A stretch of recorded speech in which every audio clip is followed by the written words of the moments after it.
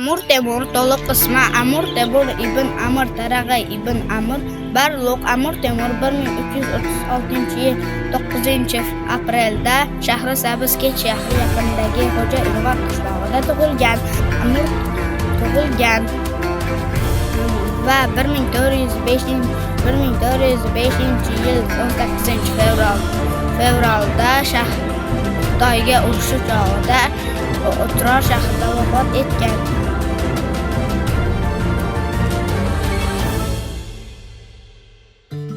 Amir Temur o'rta asrning yirik davlat arbobi, buyuk sarkarda, kuchli markazlashgan davlat asoschisi, ilm-fan va madaniyat homiysi hisoblanadi.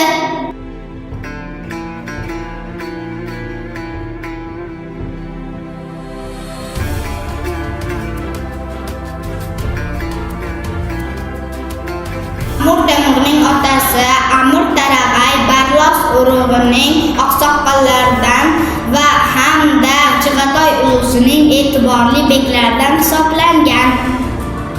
Amir Temurning onasi esa Takina xotin buxorolik bo'lgan.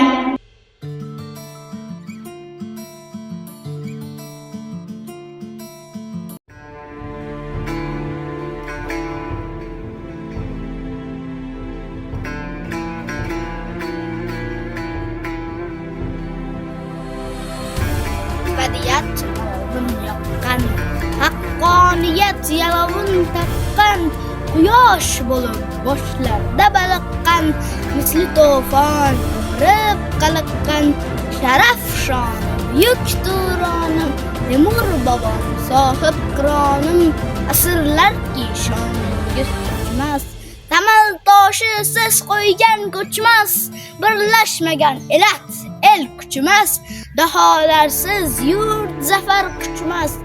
Alp haqqonim, yuk turonim, Temur bobom sohib qironim, tish qayratib och adovatda, yog'iy bosar beklar g'aflatda, el yurt tozga siz malovatda, shioringiz kuch adolatda, zo'r qalqonim, yuk turonim, Temur bobom sohib qironim, yuvib boshdan asriy kulfatni, yaratdingiz buyuk davlatni, yuksaltirib fan ma'rifatni, his etdingiz nozik san'atni, qalb sultoni buyuk turonim, Temur bobom sohib qironim.